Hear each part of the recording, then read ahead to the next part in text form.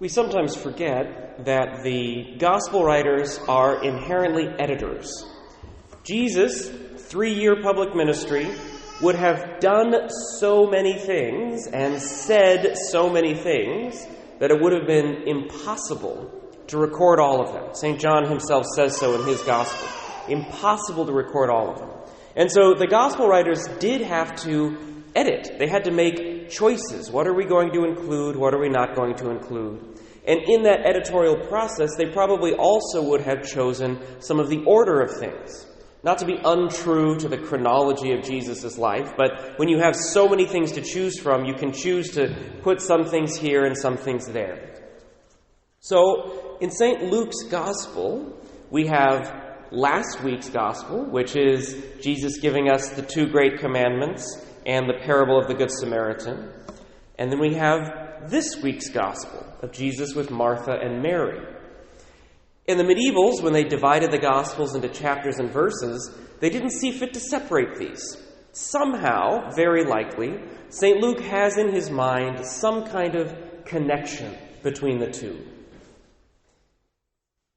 Well, I will offer for your consideration that the connection between the two that we can see is that last week was a summary of the Jewish law, and this week is an application of the Jewish law.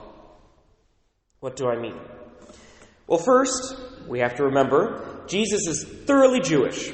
God gave us the Jewish law. That is equally the revelation of God. We can't ignore the Old Testament. God gave us the Jewish law, and that prepared the Jews for the Messiah. Jesus was intentionally born into a society completely formed by the law of the Old Testament. Jesus, in another part of the Gospel, says that he did not come to abolish the law, but to fulfill it. We can never put Jesus in opposition to the Jewish law. So last week, when we had our Gospel, he didn't say, here are 2 commandments instead of the Jewish law. It was, in fact, a question of how would we summarize the Jewish law? And the summary he gave us is, love the Lord your God with all your heart, with all your soul, with all your mind, with all your strength, and love your neighbor as yourself. Again, not in opposition to the Jewish law, but a summary of it. Everything in the Jewish law is oriented toward these 2 things. This is the hermeneutical key. This is the interpretive lens by which the Jewish law begins to make sense. All of the things in the Old Testament, again, cannot be set aside. They were necessary, and there's nowhere in the Gospels that you'll see Jesus violate the Jewish laws. But he gives us the summary to remind us why. At the time of Jesus, it was very common to do all of the externals. They were very careful with the Old Testament law. The Pharisees and the scribes were incredibly careful to carry out each of the dictates. But his criticism of them throughout the Gospels is that they forgot why they were doing it. They did all the externals, but they forgot why. The summary of the law reminds us why. The purpose of the law is to love God. It teaches us how to love God and to love our neighbor. It teaches us what justice looks like in terms of our neighbor. And so we can stand there and we can say, I love God, but if we don't do anything with that, how do we even know? We're body and soul. We're tangible beings. We have to carry out the things that we say. If you were to turn to your spouse and say, I love you, and then ignore them for the rest of the day, they probably wouldn't believe you. Similarly with God, I love God. How am I going to carry that out? We see that with Abraham in our first reading. He loves God. The Lord visits him. And it's an interesting interplay where they go between the singular and the plural in the Hebrew. We have the Lord visits Abraham, and then we talk about these 3 guys. Christians have always seen this as an Old Testament prefiguration of the doctrine of the Trinity. Even so, God visits Abraham. Abraham loves God, but he doesn't just stand there and say, Lord, I love you, and then go about his business. He says, because I love God, I have to serve him. I have to bring him this meal.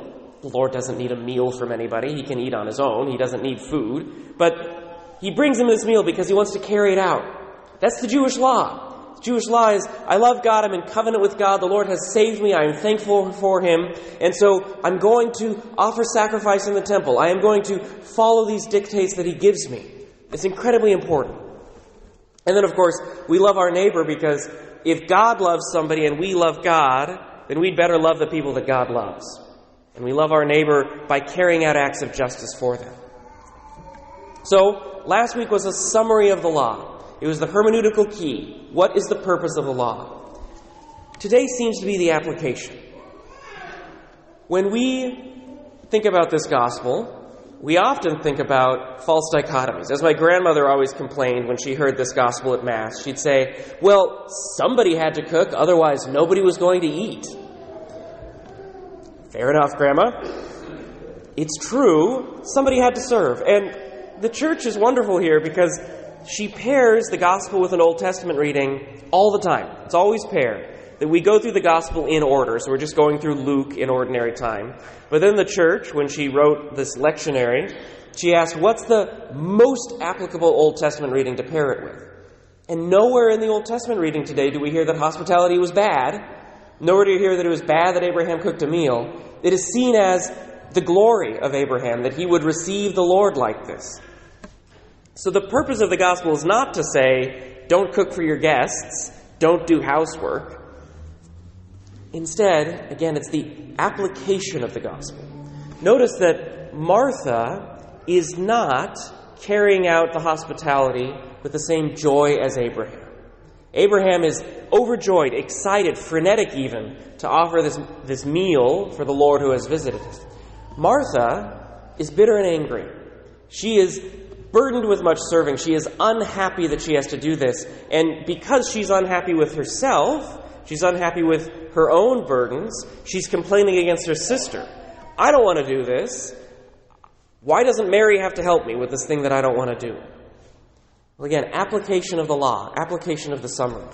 The purpose of the externals is to reflect the foundation. The purpose of the Jewish law was to reflect love of God and love of neighbor, in the concrete, in the tangible. The purpose of the hospitality of Jesus, the hospitality that Martha wanted to show Jesus, was or should have been founded on love of Jesus, celebration of Jesus. Martha had forgotten that. She had forgotten that the whole point was to be in communion with the Lord. That's what the hospitality was for. Mary had not forgotten that.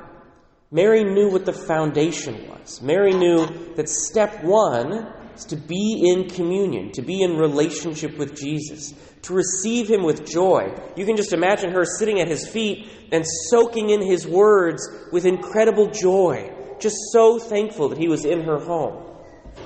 I like to believe that given another 15, 30 minutes, maybe 2 hours, I don't know, Mary would have begun to serve. She would have gotten up and done that. But she started where she needed to. She started with the foundation. She started with that relationship with Jesus. Martha had forgotten that, went straight to the externals, but forgot what the internals were all about first.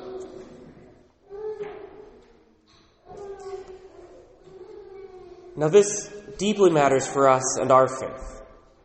My crusade, I'm sure Father Brian's crusade, the entire purpose of my priesthood, the question that I ask myself over and over and over again, the real question of our time, our generation, is this mass apostasy that we're seeing. All of these people leaving the faith. In fact, by my money, by my count, we are losing more people now than we have lost to the church since the Reformation. And then that was the most people we'd lost since Arianism. It's like the third great apostasy in the history of Christianity. Only the third time we have lost this number of people. Why? How can we reverse that? How can we convince people that the faith matters? That our children shouldn't leave when they hit high school and they start asking these questions? Again, this is the entire purpose of my life. I spend a lot of time thinking and praying about it. One of the conclusions I've come to is that we have fallen into living out a Christianity based on Martha. What I mean is, it's so easy for us to fall into talking of Christianity as the externals. to make Christianity a checkbox, a bunch of things that we have to do to be a good Christian. And this happens on the liberal and the conservative sides, right? On the liberal side, you might say, well, Christianity is only about, or primarily about, or you can only tell you're a Christian if you serve the poor, or work for climate justice, or have the right positions on this, that, or the other social justice issue. On the conservative side, we do it by saying, you have to say all the right things about abortion, you have to be in front of the abortion clinic, you have to say all the right things about sexuality. Both are good and important. Christians need to do both of those things. The Jewish law can't be set aside. Jesus didn't say he came to get rid of the externals. The law matters, and we are Christians through those things. But I think it's been easy for us for generations to forget that those are essentially follow-on facts. Those are the externals through which we live out the foundation, which is the relationship with Jesus. How many of us have had a Christianity where we didn't want to be here at Mass? We didn't want to do the thing we're called to do. We didn't want to carry out justice in the world or try to evangelize the faith, where we felt dry, where we felt like Martha, where we were bitter and angry about having to do the things our faith calls us to do. I'd say all of us go through that period at least once. Some of us it lasts for years. Some of us it lasts for a lifetime. There are incredible things to be said, particularly for our older generations, because they were taught that even if you go through that dry period, you still show up. You still do what you're called to do. And there is so much grace in that perseverance. But it's not where the Lord wants to leave us. The Lord doesn't want us to be Martha, burdened with much serving, where we become bitter and angry against the Lord himself. Instead, what the Lord wants for us, even if we have to persevere from time to time, the Lord wants a joy and a thanksgiving in the faith. He wants us to know that this is the thing that fulfills our humanity, this thing that calls us into relationship with himself. It's been so easy for generations for us to forget that the foundation of our faith is a relationship with Jesus. If I fall into a bitterness about my Christianity, if I don't have that relationship with Jesus, how can I hand it on to somebody? If we teach future generations that Christianity is all of these external things we have to do, first, you do those before you can consider yourself a Christian, well, of course they're going to leave, because they're bitter and angry too. And at some point, enough generations get bitter and angry, and they just go. They just apostatize. The way we fix that, the way we heal our church, the way we call people back to Jesus, is to call ourselves back to a relationship with the Lord. To remind ourselves that the first thing that we do as Christians is to sit at the feet of the Lord, to receive from him, to be with him. If we spend enough time with the Lord like that, spend enough time with the Eucharist, spend enough time with the Rosary or with prayer, spend enough time reading the Bible, where we learn about him in the Old Testament and the New.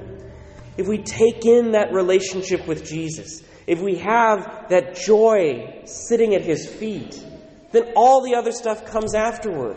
All of our work for justice for the poor and the marginalized, all our work to evangelize the faith, all of our work to make sure that we stay sane on issues of gender and sexuality, all of that makes sense after our relationship with Jesus.